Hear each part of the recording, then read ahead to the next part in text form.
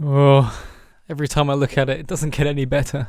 Alright, so welcome back. I mean, first of all, yeah, I know, I cannot help myself but talk about LEGO Star Wars apparently. But hey, look, this video's got more of an educational purpose. If you've been in the LEGO Star Wars scene recently, you would have heard the drama.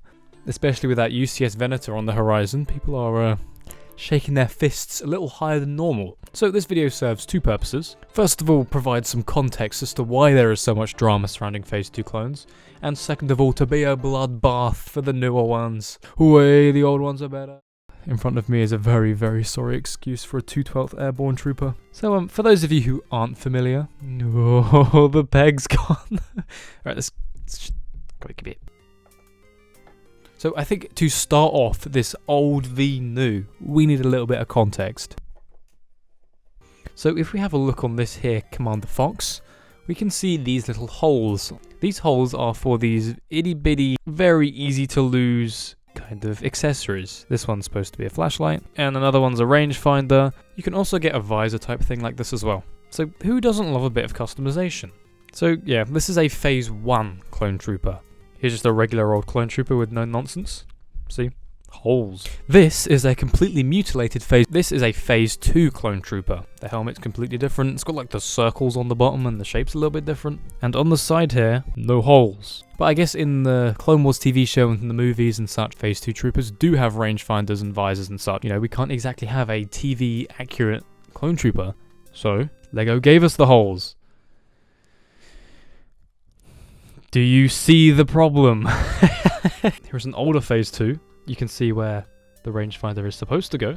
And you can see that exact same detail here on this helmet, but guess where they put the hole? So it leads to a not very attractive look when it comes to these Phase 2 clone troopers. Look at them legs. Look at them legs. You see them strips of printing? That's what we've got in place of a cloth kama. I think that's how you say it. I don't know, like the cloth fabric bit. It's like a cape for your legs. Here's your photo. Here it's just printed. You don't get that cape anymore. Clone troopers with those cloth bits definitely feel a lot more accurate and of a higher quality. So just to sum it up, we've got awful helmet hole placement and printed on parts that were previously an extra accessory. So I guess that's your context. Now it's time for a brawl. I mean, first of all, disregarding the helmet holes, I do think the shape of the clone trooper helmets here look a lot better and are a lot more accurate than the newer ones. I pointed it out in my video with these guys.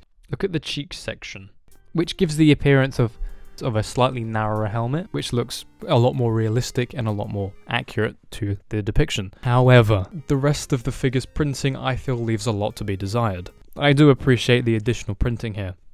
One of the heavy clones. There is a lot more printing on the torso, sort of printing to indicate a bandolier strap type thing, and also there's leg and even feet printing. I do think these clone troopers look a lot better for it. And for all intents and purposes, and adding visors to the helmets do cover up a lot of the odd proportions, but I guess, you know, real duct tape solution to that problem. So here we are, side by side. I do think the newer one gets the edge of printing just because it looks a lot more interesting to the eye. Feels like a lot more going on there. Who wins? Who wins this debate, this punch up? Depends how much you like your helmets. I just think the proportions of the newer helmet just look a bit odd. I mean, the helmet hole placement doesn't bother me that much.